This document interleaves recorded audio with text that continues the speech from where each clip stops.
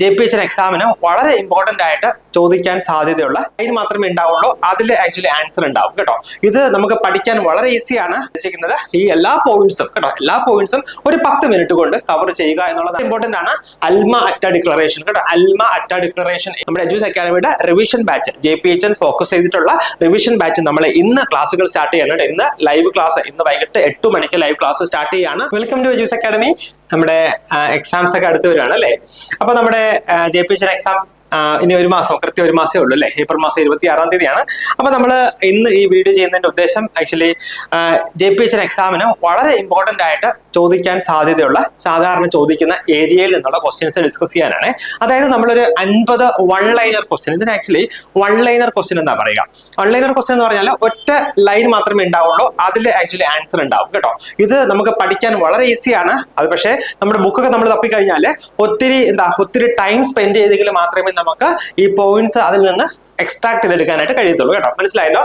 നമ്മൾ actually book വായിച്ച് പഠിക്കുകയാണെങ്കിൽ നമുക്ക് ഒത്തിരി സമയം സ്പെൻഡ് ചെയ്തിട്ടുണ്ടെങ്കിൽ മാത്രമേ ഇത് ഈ പോയിന്റ്സ്, ഈ ഗോൾഡൻ പോയിന്റ്സ്, ഇത്രയും ഇമ്പോർട്ടന്റ് ആയിട്ടുള്ള പോയിന്റ്സ് നമുക്ക് എക്സ്ട്രാക്ട് ചെയ്തെടുക്കാനായിട്ട് കഴിയത്തുള്ളൂ. നമ്മൾ ആക്ച്വലി ഈ ഒരു വീഡിയോ കൊണ്ട് ഉദ്ദേശിക്കുന്നത് ഈ എല്ലാ പോയിന്റ്സും കേട്ടോ, എല്ലാ പോയിന്റ്സും ഒരു 10 മിനിറ്റ് കൊണ്ട് കവർ ചെയ്യുക എന്നുള്ളതാണ്. ഉറപ്പാണ് ഇതിൽ നിന്ന് ക്വസ്റ്റ്യൻസ് നിങ്ങൾക്ക് പ്രതീക്ഷിക്കാം കേട്ടോ. വളരെ നന്നായിട്ട് പഠിച്ചോളൂ. അപ്പൊ നമുക്ക് തുടങ്ങാം, ടൈം വേസ്റ്റ് ആക്കേണ്ട, തുടങ്ങാം. സോ ഫസ്റ്റ് പോയിന്റ് എന്താണ്? ബിറ്റോർ സ്പോട്ട് അല്ലെ. ബിറ്റോർ സ്പോട്ട് എന്താ ഇൻഡിക്കേറ്റ് ചെയ്യുന്നത്? വൈറ്റമിൻ എ ഡെഫിഷ്യൻസി കേട്ടോ. ബിറ്റോർ സ്പോട്ട് വൈറ്റമിൻ എ ഡെഫിഷ്യൻസി ആണ് ഇൻഡിക്കേറ്റ് ചെയ്യുന്നത്. എവിടെയാണ്? നമ്മുടെ കൺജങ്ക്റ്റീവിൽ കാണുന്നതാണ് അല്ലെ. ഒരു ട്രയാങ്കുലർ സ്പോട്ട് അല്ലെങ്കിൽ ട്രയാങ്കുലർ ഷേപ്പിൽ കാണുന്നതാണ് ബിറ്റോർ സ്പോട്ട്. രണ്ടാമത്തേത് വെർണിക്സ് എൻകഫലോപ്പതി. വെർണിക്സ് ഇമ്പോർട്ടന്റ് ആണ്. Wernicke's encephalopathy is caused by എന്താണ്? വൈറ്റമിൻ B1 അല്ലെങ്കിൽ തയമിൻ ഡെഫിഷ്യൻസി. വൈറ്റമിൻ ബി അറിയാമല്ലോ, നമ്മുടെ വാട്ടർ സൊല്യൂബിൾ വൈറ്റമിൻ ആണ്. വൈറ്റമിൻ ബിയും സിയും കേട്ടോ. ADE ആണ് ഫാറ്റ് സൊല്യൂബിൾ വൈറ്റമിൻ. അതിൽ B1 ഡെഫിഷ്യൻസി കാരണം വരുന്നതാണ് വെർണിക്സ് എൻകഫലോപ്പതി. ദെൻ റിക്കറ്റ്സ് എന്താണ്? Is caused by vitamin D deficiency കേട്ടോ. വൈറ്റമിൻ ഡി ഡെഫിഷ്യൻസി കാരണമാണ് റിക്കറ്റ്സ് വരിക. അപ്പൊ സ്കർവി എന്തുകൊണ്ടാണ് വരുന്നത്? വൈറ്റമിൻ സി ഡെഫിഷ്യൻസി കൊണ്ടാണ്. സ്കർവി ആദ്യമായിട്ട് എക്സ്പ്ലെയിൻ ചെയ്ത സയന്റിസ്റ്റിന്റെ പേര് എന്താണ്? ജെയിംസ് ലിൻഡ് കേട്ടോ. അപ്പൊ അത് ഓർത്തോളുക. പെർണിഷ്യസ് അനീമിയ എന്തുകൊണ്ടാണ് വരുന്നത്? വൈറ്റമിൻ B12 ഡെഫിഷ്യൻസി കേട്ടോ. വൈറ്റമിൻ B12ന്റെ വേറൊരു പേര് എന്താണ്? സൈനോകൊബാലമിൻ കേട്ടോ. അപ്പം വൈറ്റമിൻ B12 ഡെഫിഷ്യൻസി കൊണ്ടാണ് പെർണിഷ്യസ് അനീമിയ വരിക. Next, one ASHA covers 1000 population. Important ആണ്. ഒരു അക്രഡിറ്റഡ് സോഷ്യൽ ഹെൽത്ത് ആക്ടിവിസ്റ്റ് 1000 പോപ്പുലേഷനെ കവർ ചെയ്യുന്നു. ഒരു PHC, ഒരു പ്രൈമറി ഹെൽത്ത് സെന്റർ ആണെങ്കിലോ covers 30,000 population in plain and 20,000 in hilly അല്ലെങ്കിൽ ട്രൈബൽ ഏരിയാസ്. ദെൻ ഒരു സബ് സെന്റർ കേട്ടോ, വൺ സബ് സെന്റർ ആണെങ്കിലോ കവേഴ്സ് 5,000 പോപ്പുലേഷൻ. അതായത് പ്ലെയിൻ ആണെങ്കിൽ 5,000, ഹില്ലി ട്രൈബൽ ഏരിയ ആണെങ്കിൽ 3,000 പോപ്പുലേഷൻ ആണെന്ന് ഓർക്കുക. ഒരു CHC, ഒരു കമ്മ്യൂണിറ്റി ഹെൽത്ത് സെന്റർ ആണെങ്കിലോ 80,000 to 1.2 lakh, 1,20,000 വരെയുള്ള പോപ്പുലേഷനെയാണ് കവർ ചെയ്യുക. ദെൻ ആയുഷ് എന്ന് പറഞ്ഞാൽ എന്താണ്? ആയുഷ് എന്ന് പറഞ്ഞാൽ ആയുർവേദ, യോഗ, യുനാനി, സിദ്ധ ആൻഡ് ഹോമിയോപ്പതി, ഇത്രയും സ്ട്രീംസ് ഓഫ് മെഡിസിൻ ചേർന്നിട്ടാണ് നമ്മൾ ആയുഷ് എന്ന് പറയുക. വളരെ ഇമ്പോർട്ടന്റ് ആണ്. അൽമ അറ്റ ഡിക്ലറേഷൻ കേട്ടോ. അൽമ അറ്റ ഡിക്ലറേഷൻ ഏത് വർഷമായിരുന്നു അഡോപ്റ്റ് ചെയ്തത്? 1978. ഇമ്പോർട്ടന്റ് ആണ്. സോ ഈ അൽമ അറ്റ ഡിക്ലറേഷനിൽ വെച്ച് സെറ്റ് ചെയ്ത ഗോൾ എന്തായിരുന്നു? Health for all by 2000 AD കേട്ടോ. 2000 AD ആകുമ്പോൾ എല്ലാവർക്കും ഹെൽത്ത് അല്ലെങ്കിൽ പ്യുവർ ഹെൽത്ത് സ്റ്റേറ്റസ് കിട്ടണം എന്നുള്ളതായിരുന്നു നമ്മുടെ അൽമ അറ്റ ഡിക്ലറേഷന്റെ ഗോള് എന്നുള്ളത്. ദെൻ നാഷണൽ ഹെൽത്ത് പോളിസി വളരെ ഇമ്പോർട്ടന്റ് ആണ്. ഫസ്റ്റ് അഡോപ്റ്റ് ചെയ്ത വർഷം 1983 ആണ് കേട്ടോ. 1983 നാഷണൽ ഹെൽത്ത് പോളിസി ആദ്യമായിട്ട് അഡോപ്റ്റ് ചെയ്തത് എന്ന് ഓർക്കുക. Then primary health care. Primary health care എന്താണ്? Is a foundation of India's health system. ഇന്ത്യയുടെ ഹെൽത്ത് സിസ്റ്റത്തിന്റെ ഫൗണ്ടേഷൻ എന്ന് പറയുന്നത് പ്രൈമറി ഹെൽത്ത് കെയർ ആണെന്ന് ഓർക്കുക. Then community diagnosis is identification of health problems in a community. അതായത് ഒരു കമ്മ്യൂണിറ്റിയിൽ നിന്ന് അതിന്റെ ഹെൽത്ത് പ്രോബ്ലംസ് നമുക്ക് ഐഡന്റിഫൈ ചെയ്യുന്നത് നമ്മൾ ഇതിലൂടെയാണ്.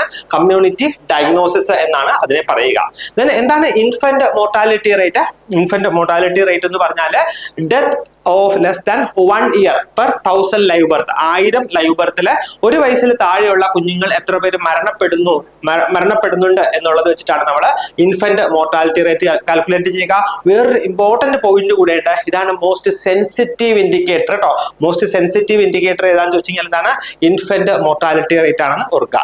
നെക്സ്റ്റ്, മെറ്റേണൽ മോർട്ടാലിറ്റി റേഷ്യോ ആണെങ്കിലോ maternal death per 1 lakh live birth കേട്ടോ. 1,00,000 ലൈവ് ബർത്തില് എത്ര അമ്മമാര് മരണപ്പെടുന്നുണ്ട്, അതാണ് maternal mortality ratio. Then DOTS നമുക്ക് അറിയാലേ. എന്താണ് DOTS? Directly observed treatment short course അല്ലെ. ഇത് ട്രീറ്റ്മെന്റ് സ്ട്രാറ്റജി ഫോർ TB ആണ്.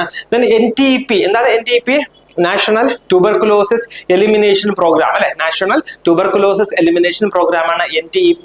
ഇതിന്റെ എയിം എന്താണ്? To eliminate TB in India by 2025. 2025 ആകുമ്പോൾ നമ്മുടെ ഇന്ത്യയിൽ നിന്ന് TB എലിമിനേറ്റ് ചെയ്യണം എന്നുള്ളതാണ് നാഷണൽ ട്യൂബർകുലോസിസ് എലിമിനേഷൻ പ്രോഗ്രാമിന്റെ ഇൻഡിക്കേഷൻ അല്ലെങ്കിൽ എയിം എന്ന് പറയുന്നത്. നെക്സ്റ്റ് കോൾഡ് ചെയിൻ വളരെ ഇമ്പോർട്ടന്റ് ആണ്. Maintains temperature sensitive vaccines. Temperature sensitive വാക്സിൻസിനെ മെയിൻറ്റെയിൻ ചെയ്യുന്നത് ആരാണ്?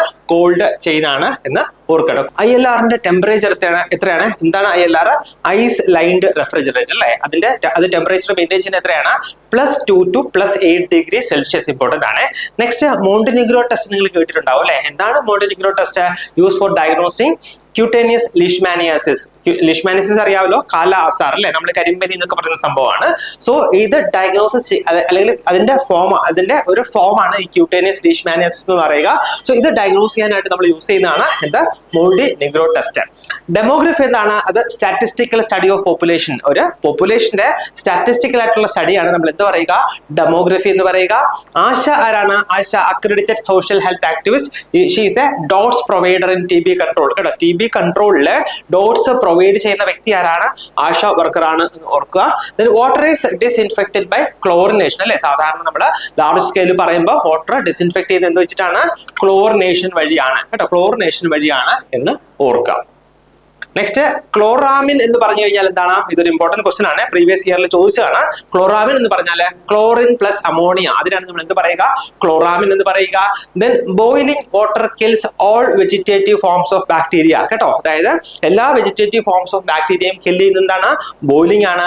Then pasteurisation is used for milk disinfection അല്ലെ. മിൽക്ക് സ്റ്റോർ ചെയ്യാനും മിൽക്കിനെ ഡിസ്ഇൻഫെക്ട് ചെയ്യാനുമാണ് നമ്മൾ എന്ത് ചെയ്യുക? പാസ്ചറൈസേഷൻ യൂസ് ചെയ്യുക. ദെൻ സേഫ് വാട്ടർ എന്ന് പറഞ്ഞാൽ എന്താണ്? It contains less than 10 coliforms per 100 ml. അതാണ് സേഫ് വാട്ടർ എന്ന് പറയുക. Then biological oxygen demand എന്താണ്? is used to assess the water pollution. കേട്ടോ, വാട്ടർ പൊല്യൂഷൻ അസസ് ചെയ്യാനായിട്ട് നമ്മൾ യൂസ് ചെയ്യുന്നതാണ് ബയോളജിക്കൽ ഓക്സിജൻ ഡിമാൻഡ് എന്ന് ഓർക്കുക. നെക്സ്റ്റ് നമ്മൾ കാണുന്നത് സ്പ്യൂട്ടം ടെസ്റ്റ് അല്ലെ. സ്പ്യൂട്ടം ടെസ്റ്റ് എന്താണ്? Gold standard for TB diagnosis. നമ്മുടെ ട്യൂബർകുലോസിസ് ഡയഗ്നോസ് ചെയ്യാനായിട്ടുള്ള ഗോൾഡ് സ്റ്റാൻഡേർഡ് എന്താണ്? നമ്മുടെ സ്പ്യൂട്ടം ടെസ്റ്റ് ആണെന്ന് ഓർക്കുക.